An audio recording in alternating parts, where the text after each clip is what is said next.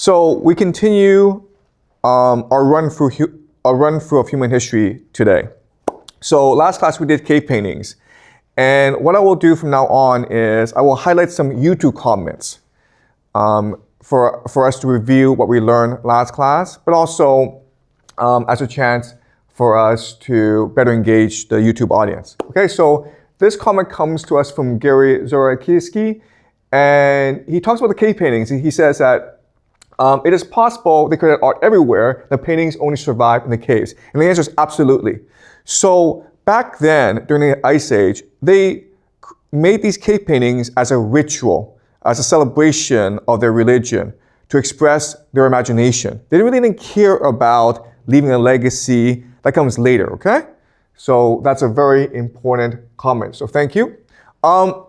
This man says that when I was talking about Beethoven, he points out that Beethoven wasn't born deaf, he became deaf much later as an adult, and that is true.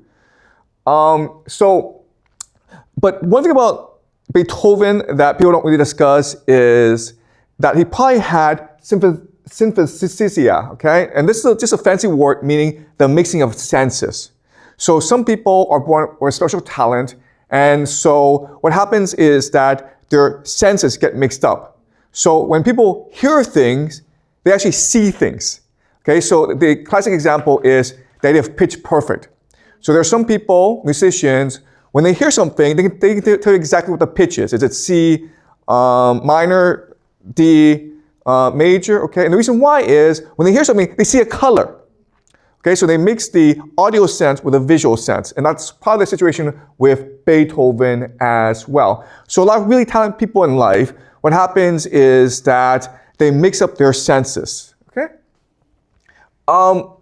Another person is Leonard Euler, who was a mathematician, and this YouTuber says that the Pirate Bay, he says that he probably did his best work after he went blind.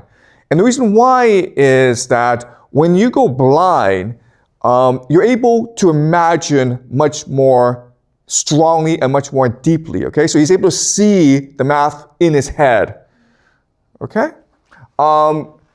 This man says that I also learned from indigenous people that they don't produce trash and garbage. And that's something that's very true for most of human history. For most of human history, we saw ourselves as part of nature. And so when you go to someone's house, you don't leave trash. Same thing for primitive people, okay? They saw themselves as interconnected with nature, and so they have to respect nature, and therefore they had to keep it clean, okay? All right. So from now on, we'll just highlight some YouTube comments. Okay, so let's talk about heaven on earth. So we did the Ice Age. And now what's happening is that the planet, it's warming up, and it allows for agriculture, and it allows for settlements. Okay, so now we will discuss today what happens during this time as the population grows and as we settle down to form cities. Okay, so let's review what we learned last class, because in this class, we don't learn facts or places. We learn about ideas and concepts. So if you want to understand human history, you need to internalize certain concepts. So in history class, in our culture, you're taught certain myths about who we are, okay? So I'm going to go over some of these myths and show you they're wrong, explain why we have these myths, okay? So the first myth is that we are materialistic. We like money, sex, and power. Okay? The truth of the matter is that throughout most of human history, we had three goals or three concerns. The first is that we have a religious impulse, and we want to express this religion through art, through music, through dance. And what I mean by religion, I mean that we have three questions in our heads. The first question is, where do we come from? Second question is, why are we here? And the third question is, where are we going? That's why we had religion, to answer these three questions. Okay? And that's why we still have religion today. Second thing about us is that we're all diverse and we want to differentiate ourselves. We want to stand out. And the last thing is we are curious and we want to explore. That's fundamentally who we are. Then the question then is, why are we telling you that we're materialistic? And the answer is, it's better to control you, okay? So in a society, there's a hierarchy, and the people in charge, they want you to work hard. They want you to be obedient. But if you believe that you want to explore, then you're not going to be obedient enough, okay? Does that make sense? Okay, second myth is, and this is going to be hard for you to understand, what you're taught is that the nuclear family, father, mother, children, that's the most natural human unit. And it's not true. Actually, if you look at most ancient societies, the most natural organization is that women are usually in control. Why? Because women have complete autonomy over their bodies. So they can choose who to have sex with.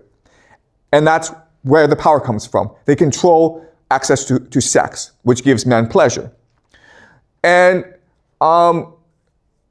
with this power, they often choose to sleep with as many men as possible. Okay? And there are 3 reasons why they choose this strategy. The first is, it's fun, okay? It gives them pleasure to have sex with as many men as possible. That's number 1. Number 2 is, women are really good at negotiating politics, and they use sex as a political strategy. So if 2 guys are fighting each other, she has sex with both, and then voila, they're best friends now, okay? So women are very good at managing emotions through sex, okay? And then number 3 is the most important. If you're a woman, you want to make sure that all your children grow up successfully. They don't die, okay? And they're happy and they're healthy. So from your perspective, it's in your advantage to hide paternity, to hide the fact who the father is. Why? Because now all the men in the village, in the community, are responsible for raising a child. Because no one knows who the real father is, so everyone assumes that I could be the father. Okay? And this is historically how societies are usually organized, with a woman in charge. And as such, societies tend to be very egalitarian, because women don't really care about status and power. They care about harmony and balance. And the question then is, why did we change? And there's actually a very simple reason. The simple explanation is in order to produce more children. Because if you're a woman, you don't want to have too many children. You want to make sure that all your children have access to resources, but you also want to stay healthy, right? If you have too many children, it's possible you could die in childbirth. It's also possible that your children die in childbirth as well. So women have always practiced population control. But when we switch to a patriarchy, now we can have as many children as possible, okay? Because now women are basically become slaves, and their main duty is to have as many children as possible. And that's why after the transition from matriarchy to patriarchy, a lot of women start to die, okay? So that's number 2. Number 3 is, humans believed in survival of the fittest. And that's not true. Historically, if you look at how societies are organized, we tend to be compassionate. We look after the ill. We look after the elderly. We look after the weak. Okay? That's who we are. We have empathy. We care about other people.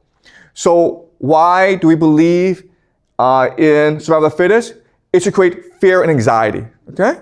If you have fear and anxiety, you work harder, but also it's easier to control you. Any questions so far? Okay, all right, let's continue.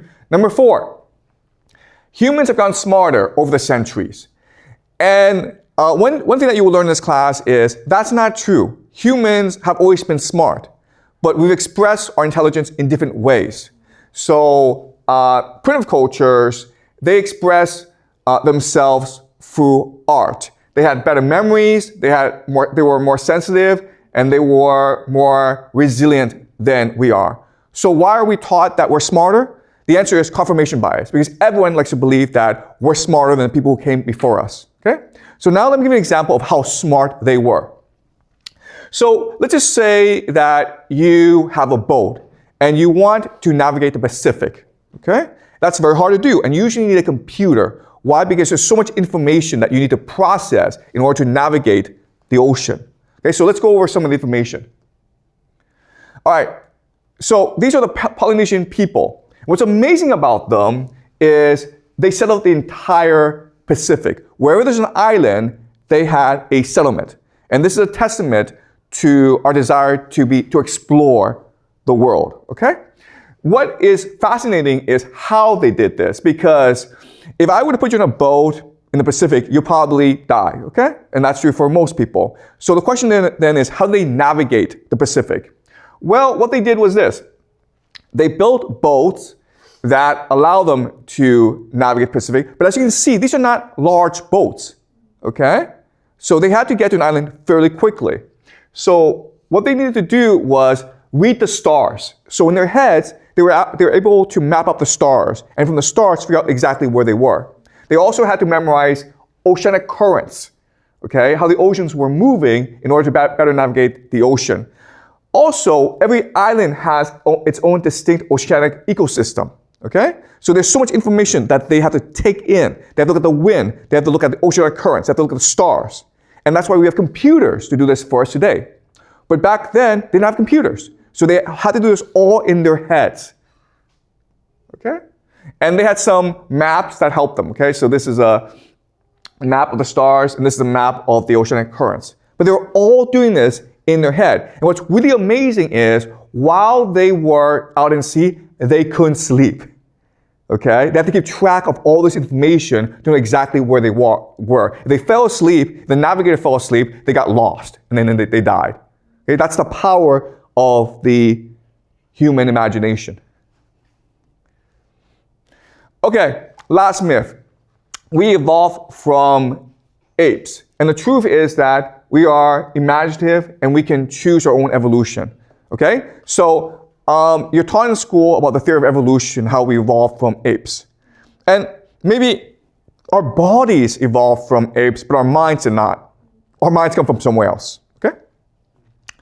So why are you taught we evolved from apes? It's to justify the power hierarchy, okay? Right? The people in charge are just stronger and better and more fit than we are. All right. So having reviewed last class, let's now talk about the religious imagination, okay? So this is the pyramids. It was built 2400 BCE, and today it's the same pyramids. This is one of the most, yes? Yeah, go ahead. You said that the previous people are like smarter than today's because they can navigate the Pacific like just with the boat and don't sleep. But nowadays we use computer, right? But I think that nowadays we use computer is not because that we cannot navigate the ocean just by a boat and human, is because this matter is we could get more precise and accurate information. Okay, that's not true, okay? If I put you on a silver computer, you would die. It's that simple, okay? The computer's not going to help you navigate the ocean, okay? All right, so these are the pyramids, okay? And there's a great mystery as to how these pyramids were built. And you might have on the internet heard silly explanations like aliens came and built the pyramids, okay? Or maybe the lost civilization of Atlantis gave the technology to the Egyptians to build the pyramids. And this is an example of confirmation bias. We think that we're smart and everyone before was stupid, okay?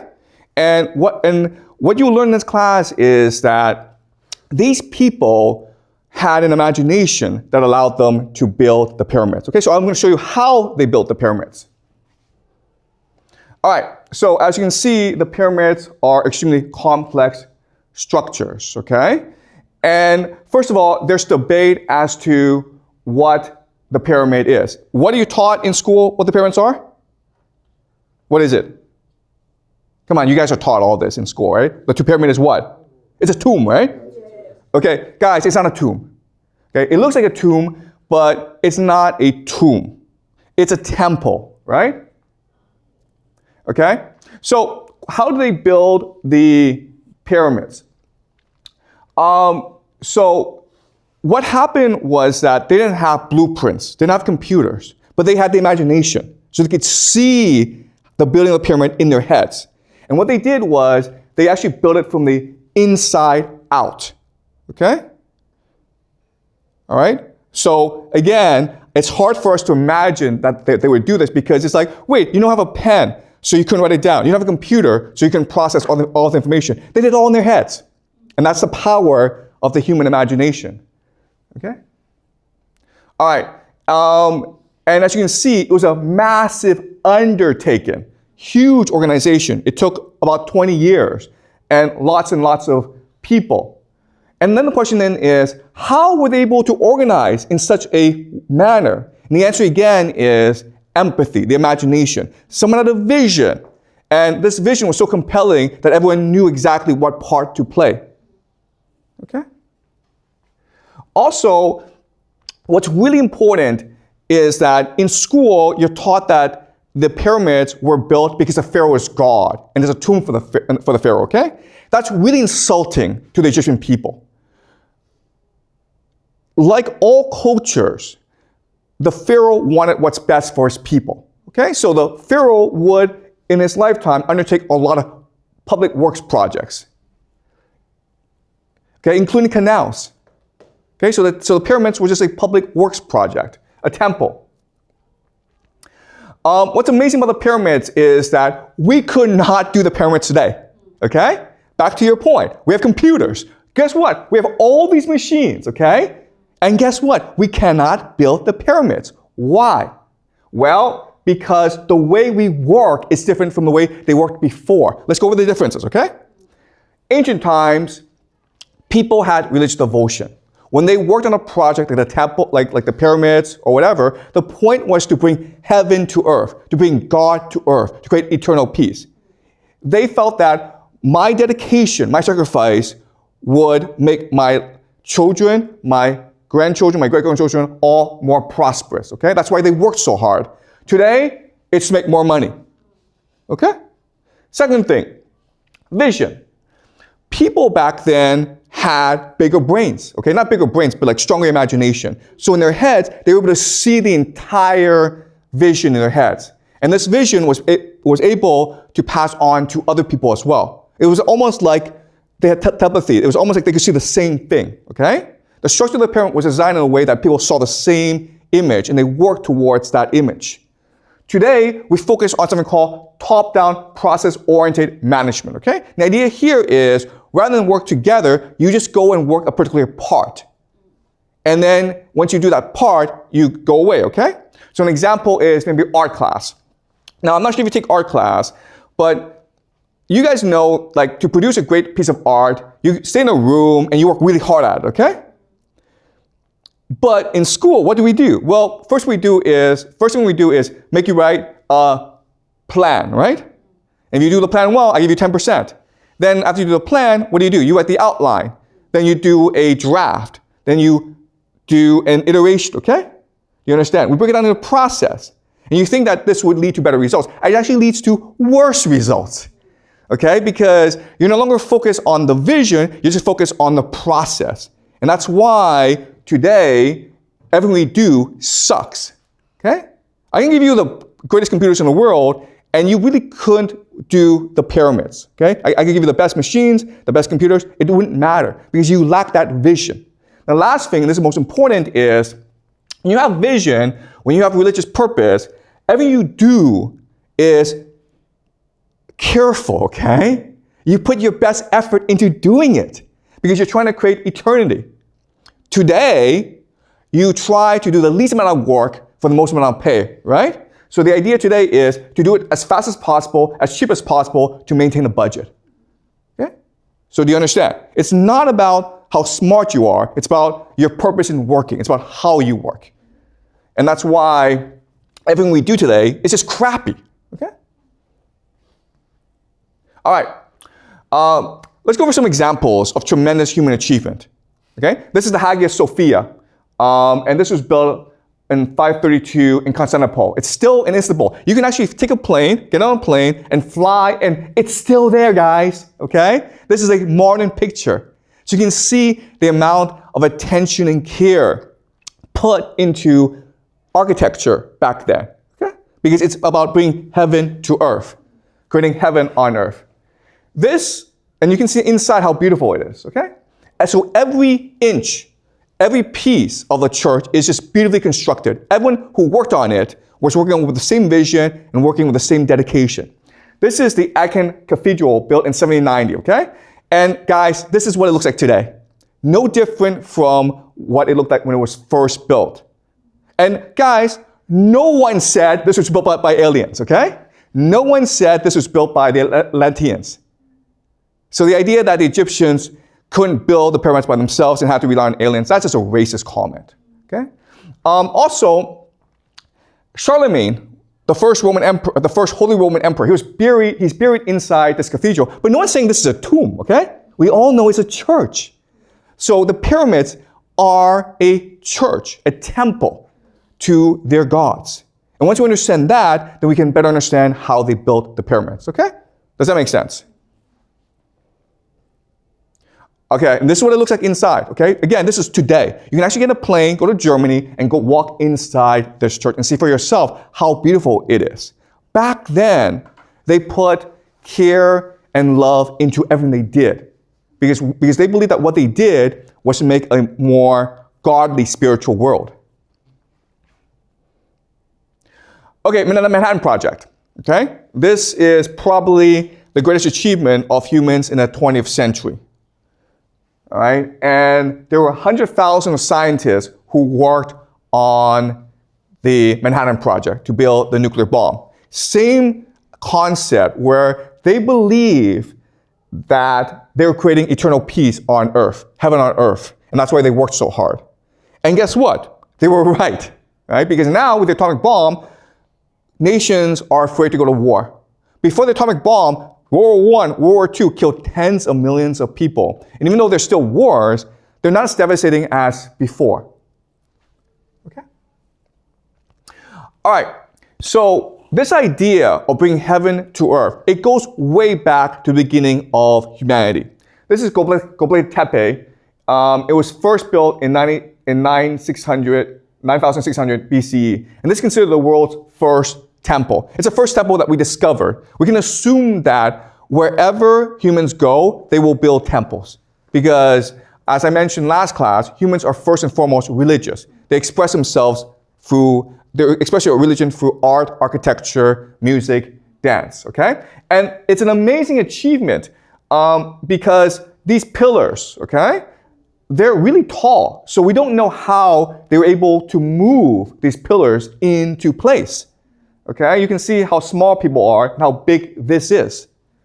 But if you think about what we said about having a vision and then working together to achieve this vision, then it makes more sense. Okay, so let's discuss how they were able to build Göbekli Tepe. And this process is important for us to understand because it repeats itself throughout human history. Okay, so let's go over the process. Okay, the first is that there's always a charismatic leader. It could be a man, it could be a woman, but he or she has a vision for creating a temple, a place of God. Okay, that's what a temple is. It's a place for God to live on earth. And he shares this vision with everyone, and everyone works hard to achieve this vision. Okay, but then the leader dies, and now you have different people competing to be the new leader. Okay, why? Because a temple, and it's really important for you guys to remember, a temple is always the most valuable real estate on earth. Okay? If you are in a temple, people come to pray to you, right? So they have to give you gifts, they have to give you tribute. So what's happening in this time is that they would organize a religious festival once or twice a year. And people would have to bring gazelle, had to bring food as a tribute to the priests, and then they would celebrate it together, and then they would feast, okay? So if you're able to control this temple, you lived a very good life. You were a very powerful person, okay? And so when the first leader died, you would have a succession crisis, and they would vote who the next leader would be. And so what happened is they would have these trials where they prove to each other who the gods favored. Okay, so it's possible maybe there are two hills. Okay, you stand on one hill, I stand on another hill, and we'll see where the bird lands.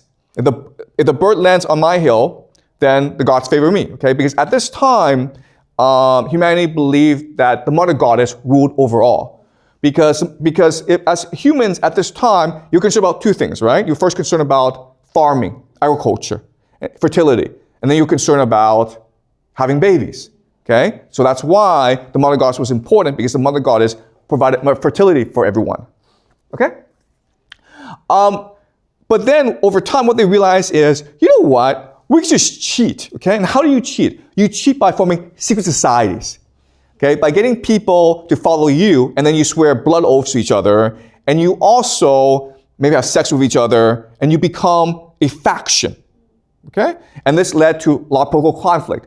And the way they often settle this dispute or debate is through human sacrifice, okay? So if your faction lost, you'd all be sacrificed. And we know this because under Göbekli Tepe, there are tombs, okay, of human remains. So we assume that these people lost a power struggle, and as such, they were all sacrificed together, okay? So in other words, power struggle, political conflict, religious dispute, human sacrifice, secret society, they go all the way back to human society, okay? All right, so this is Göbekli Tepe today. Again, you can get on a plane, fly to Turkey, and then go visit Göbekli Tepe. Now, one thing that's really important for us to understand is that with our architecture, there's mythology in place, okay? And here we assume the mythology is the mother goddess, with a bird in the sky, and this might be a human skull, okay? So there's a very complex, diverse mythology in place. We don't know what it is, okay? But they had a sophisticated mythology. And also, remember, humans are diverse. So once the mythology becomes established, new people come to establish a competing mythology, okay? So this place is called Karahan Tepe. And as you can see, the mythology of this place, it's different. But these places are very close to each other. Okay, so this is maybe the cult of the skull. And the idea here is when people die, you can still communicate with them in the spirit world if you have their skull. Okay, almost the skull becomes a portal into the afterworld. Okay, so you can draw on their wisdom, you can draw on their spirit with the skull. And this called the skull, we see this in many ancient cultures, including in China. It's what we call ancestor worship. And as you can see, this is a cult of skull. Okay, the Tower of Jericho. The Tower of Jericho is another settlement. And we just assume that, okay, if it's a tower, it's for defensive purposes. Okay, it's to ward off invaders. But there's actually a much better explanation for the Tower of Jericho. It's a religious temple. Why? Because during the solar equinox, the sun hovers above the temple, and it causes the temple to flood this area with shadow, okay? So if you are a religious person, you feel as though heaven is coming to you directly, okay? So you have a ritual, you have a celebration when the solar eclipse happens, and you can feel as though you're ascending to heaven, or heaven is coming down to you. Okay, that's the Tower of Jericho. Okay, Karak Hoyak. Karak Hoyak is one of the first settlements that we found. Remember, Göbekli Tepe is just a temple. So they would go there maybe once or twice a year for a religious celebration, but then they would leave, okay? Karak Hoyak is where they decided to settle down permanently for decades. Now, in school, you're taught that we started farming because it allowed us to access more food. And so we could grow the population, we would become healthier and stronger, okay? But if you actually dig up bodies of hunter-gatherers as opposed to farmers, what you will realize is, one, hunter-gatherers are taller, a lot taller than farmers. Hunter-gatherers are stronger, live longer, healthier. They have better teeth. Why? Because if you're a farmer, if you're a hunter-gatherer, you have access to lots of different food, right? Meat. And getting the food is actually pretty easy, okay? You can just pick fruit off a tree. As a farmer, you have to work really hard to grow food that's not very nutritious. And often the food is just similar, okay? You're just eating one vegetable, one crop, okay? It's a very limited diet. And also, because of starch, your teeth gets really rotten really fast. Okay? Also, because you're living together in a close quarters, it's really easy for diseases to spread. Okay? So, it's hard for us to appreciate this, but being a hunter-gatherer, it's an easy, happy, healthy life. Being a farmer sucks. So the question then is, why they become farmers? For religious purposes, right? So that they could settle down and be with their religion. Okay? Be with a charismatic leader. Okay? Does that make sense? All right. So this is Karahoik. This is the religion of the mother goddess, okay? And accompanying the mother goddess is the bull. Okay? Because if you think about it, a woman cannot give birth by herself. She needs a male. And this male god is the bull, who represents virility, energy, strength, okay? So they worship both. And you can see how people are worshiping the bull. This is an image of Karakoyak. It's a very sophisticated community. It's also very egalitarian. And each house is a temple unto itself. Okay? So they have these paintings in order to bring in the energy of their gods that they worship. And that's why they want to stay here, because they want to be with their gods, even though it meant a harder life for them. Okay? This is Karakoyak. As you can see, it's beautiful. This is what it looks like today. Okay? All right. This is another image rendition of Karakoyak. Okay? As you can see, each house is a temple unto itself. And they bury the dead underneath. Okay? So they're trying to practice a religion like here. Okay, as I mentioned, each house is a temple unto itself. And as you can see how each house is elaborately decorated with, the bowl, with ornaments to their gods and to the religion.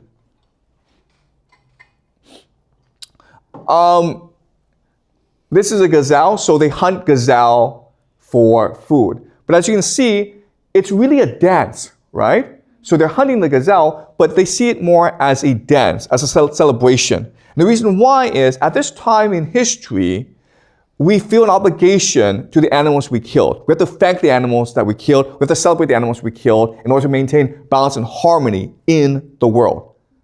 Okay, it's almost like a contract.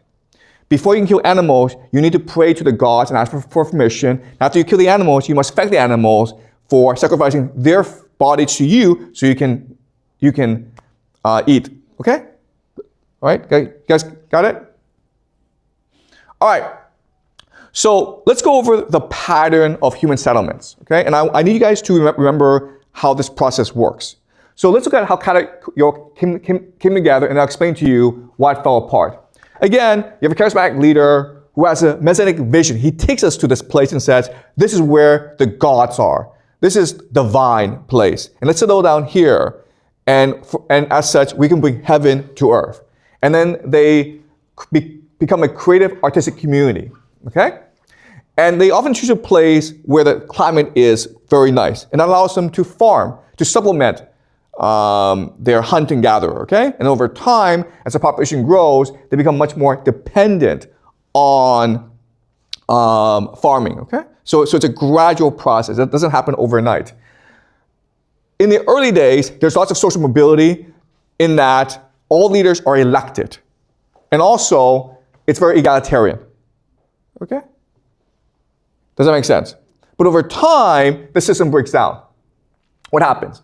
Well, first thing that happens is because of overpopulation, there's too much stress on the environment, and so you have the land, you're not able to grow as much on the land. Then you have climate change happening as well. Okay? Another big issue is that the hierarchy becomes hereditary. Before, the leaders were elected. Now, they are just inherited. Okay? And this leads to corruption, where the elite bully and exploit everyone else. And people forget the memories of the first days. And so what do? People just get up and they leave. Okay? You understand? You can always choose to leave. And so if you don't like the community anymore, you and your family just get up and you go to another place to build a new community based on your principles. Okay? All right. So based on today's lecture, I want you to remember 3 things about how we humans come together in a community, okay? And these 3 basic principles, almost like laws. I want you to remember them, and then these laws will help you better understand how societies rise and fall, okay? The first important principle I want you to remember is societies are fluid and dynamic. They're always changing over time, okay? They're never still. Second thing is that diversity within societies is greater than across societies. So another way of saying this is, yes, there's a conflict between the United States and China. But actually, if you actually look at differences in diversity, the difference in diversity within China is greater than the difference between China and the United States. Okay, does that make sense? Okay. And the third law is communities exist in opposition to each other. Okay, so think about the cities in China. Okay, Beijing, Shanghai, Shenzhen, Chengdu, Xi'an, they're all different. Why? Because they want to be different from each other, okay? But also within Beijing, you have Haidian, Chaoyang, Xicheng, different districts, right? They're all different from each other because they want to be different, okay? So these 3 laws will help us better understand how societies form, thrive, and ultimately die. Okay? All right. So I'm going to go over some books to highlight certain issues that we discuss in this class. This is The Dawn of Everything by David Graeber and David Wengrow, who are both anthropologists. Okay? And they've looked at different societies. And what they emphasize is diversity and the dynamism of different societies. Okay? So let's look at one particular society, which is the native people of the Canadian Northwest Coast. Okay? These are the native people. And what's really interesting is throughout the year, they have different social structures. So during the winter, everyone comes together and they form a hierarchy where there are palaces, where there's an aristocracy, and where they're divided into different classes. Okay? But then what's really interesting is that during the summer, people will just go away and start new societies. Okay? This is like really interesting how in different times of the year, when the needs are different, people will choose different social organizations. Okay? People actually adopted different names in summer and winter, literally becoming someone else depending on the time of year. Okay, so a metaphor that you can think of is, think about how when you play World of Warcraft or a different video game, you adopt a different identity, you adopt a different persona. And that's fun for you. Okay, so what's common in the ancient past is for people to adopt different social structures. And they can choose what social structure to go to. Okay? And certain communities still practice it today. Okay, this is The Wayfinders by Wade Davis, one of the best books I've ever read. He is looking at also primitive communities, native tribes throughout the world, okay? And he's looking at specifically the Amazon people. Okay? If you go to the Amazon, you'll have many different indigenous tribes. Okay? So let's look at the religion. And as you can understand, and one thing that I will show you is that even though these people look simple, like, you know, they wear the same clothes and their life looks very simple, spiritually, they're very complex people. And they're very complex and sophisticated mythology, okay? So these are called people of the Anaconda, okay? In the beginning, before the creation of seasons, before the ancestral mother, Wemikuma, woman shaman, opened her womb, before her blood and breast milk gave rise to rivers and her ribs to the mountain ridges of the world, there was only chaos in the universe, okay? So there's this very complex mythology. I'm not gonna go through all of it, okay? But I will show you the picture of it. This is a universe that they've created from themselves. It is complete, it is unified, it's very complicated. And that's true for all mythologies. One thing that's really important for them is to maintain balance and harmony in the world, okay? So, like most primitive people, they believe there are different dimensions. And their role is to maintain harmony across these dimensions because that was what guaranteed a happy and prosperous life, okay? So let's read this together. The people living today in the forests of the Parapanya, which is the Amazon, the entire natural world is saturated with meaning and cosmological significance. Every rock and waterfall embodies a story. Plants and animals are but distinct physical manifestations of the same essential spiritual essence. Okay? So every plant, every rock has a life force. And they appreciate the diversity, the complexity, the sophistication of different life forces, okay? So even though they can express themselves, they don't have a written language, their minds are extremely vibrant and dynamic and energetic. At the same time, everything is more than it appears, for the visible world is only one level of perception. Behind every tangible form, every plant and animal is a shadow dimension, a place invisible to ordinary people, but visible to the shaman.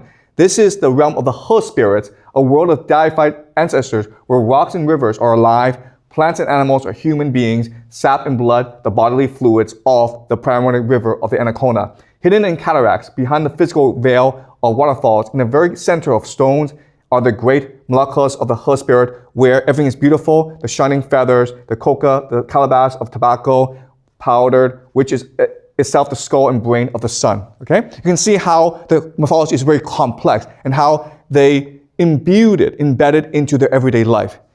Every day when they wake up and they see the world, they see a world of color, of energy, of change. Okay? All right.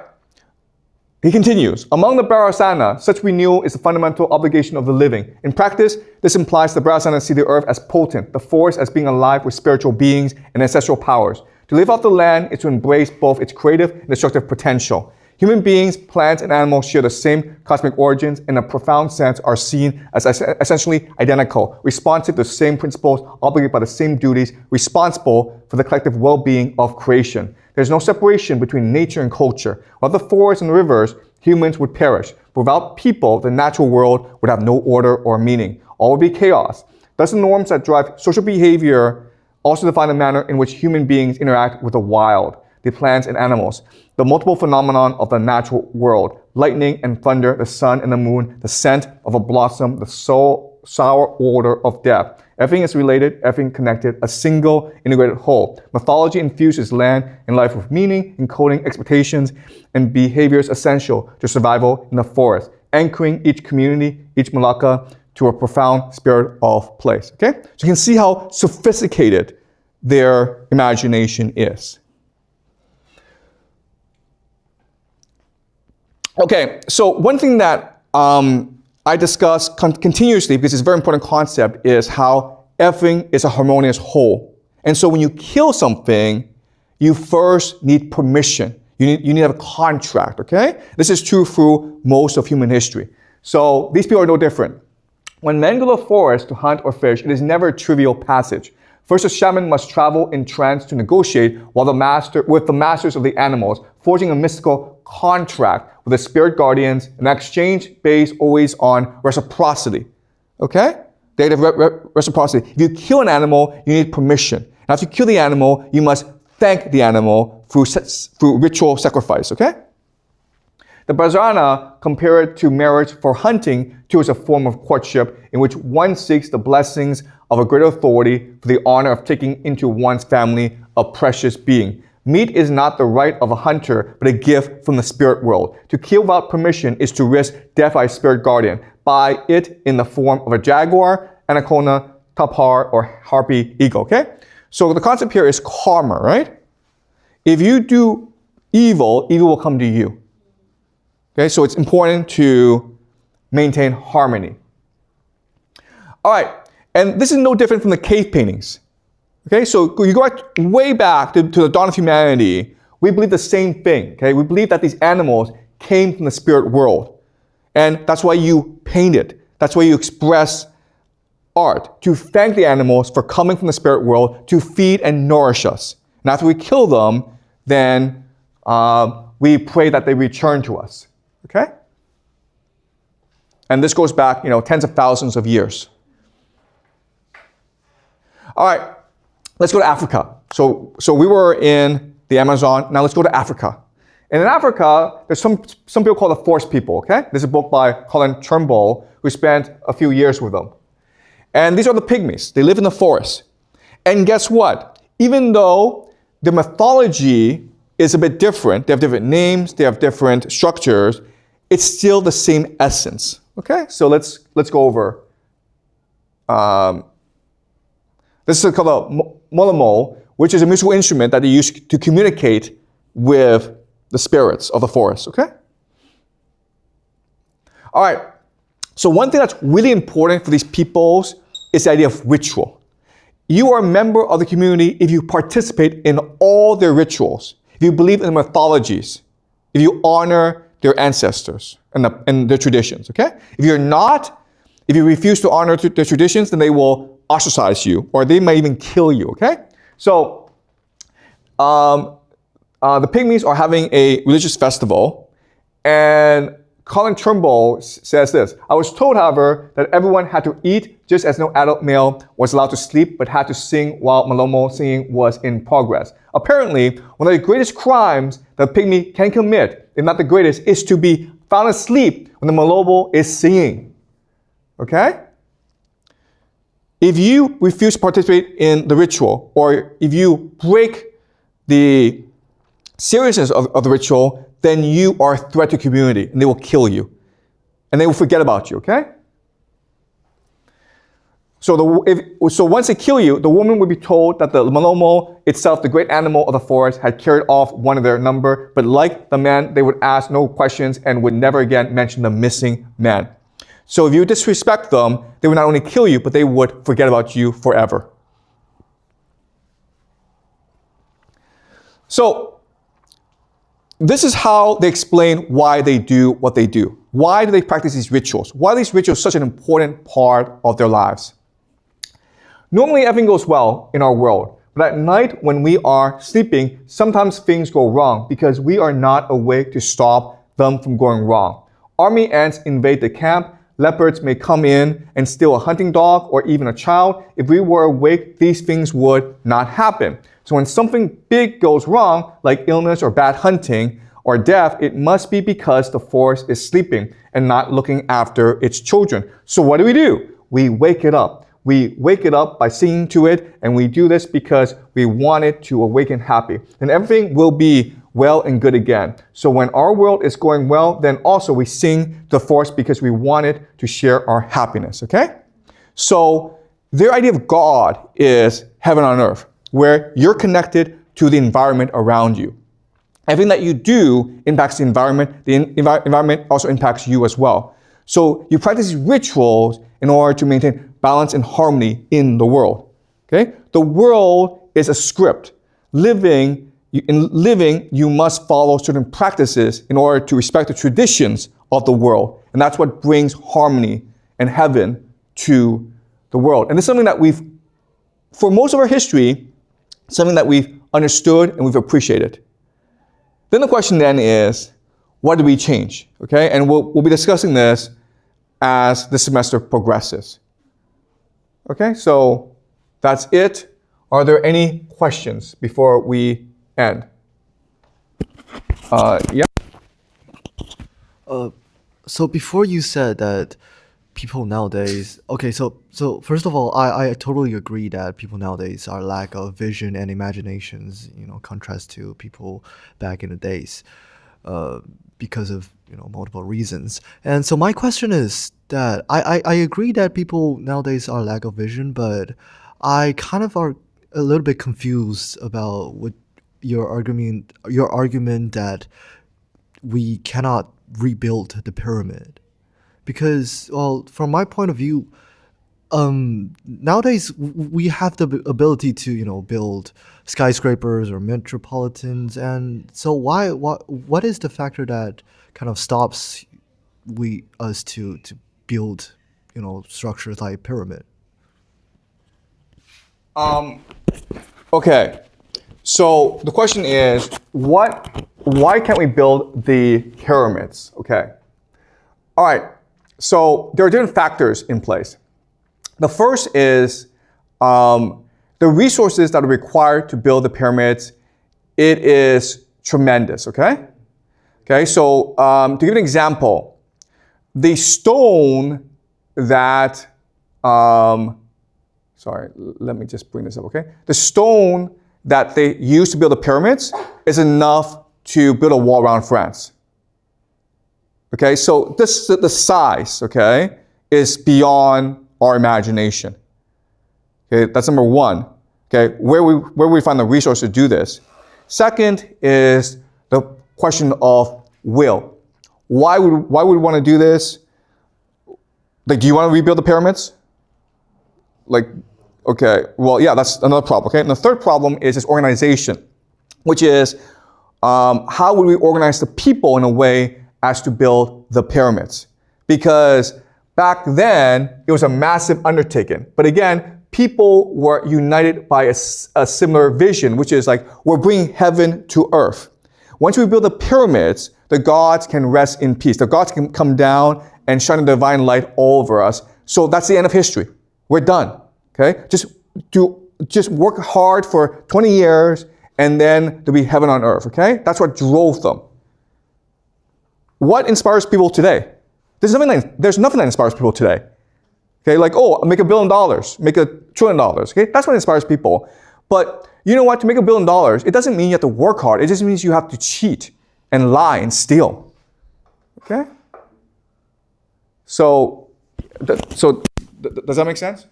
Yeah, it makes sense. But well, nowadays we people still have religions, right? Let's say Christian is still one of the most powerful religions, and people share. And so, are they capable to build another very tremendous or imaginary structure or buildings? Okay, okay. So this is hard. Okay, for you to understand. It means it's a different world, and the brains work differently. Back in this age, religion was the end on be all. Okay, you live for your religion. Okay, does that make sense? Today, our religion is capitalism. Okay, so and capitalism is just make as much money as you possibly can.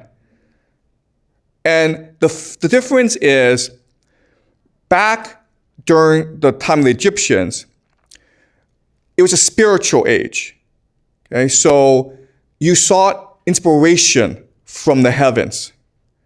And people's imaginations could expand because they would wake up with ideas. Okay? Today, we live in a materialistic age, which is say, we don't believe in God. We don't believe in divinity.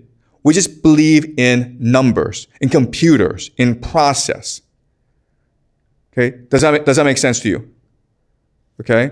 It's hard to understand because you live in a time of complete materialism, so you don't understand what it means to live a life of spirituality, of divinity, of trying to bring heaven to earth, okay? But if you did do that, then you'd be a very different person.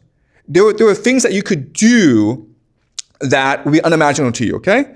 For example, if you go visit a temple or a monk, they could meditate for months and months and months. They could walk bare feet in the cold for years and years and years. We can't do that, okay? Because the moment I say, hey, meditate for a whole month, just don't eat, you can't do that. And you're like, what's the point? And then their answer is, because I want to be with God. Okay? Because I want to feel as though it's heaven on earth.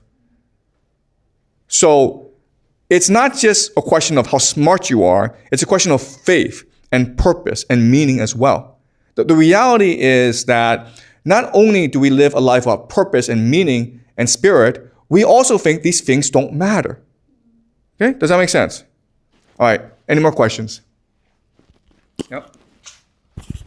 So I do agree that we cannot build pyramids nowadays, and I will definitely die if you just put me on a pathetic. But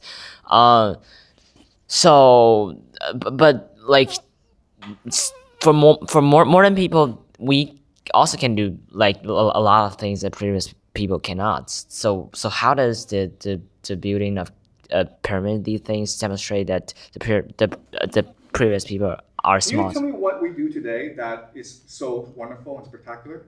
What? Yeah, what do we do today that's so wonderful and spectacular and you think it's amazing? What? Give an example of something that we do today that is spectacular and wonderful.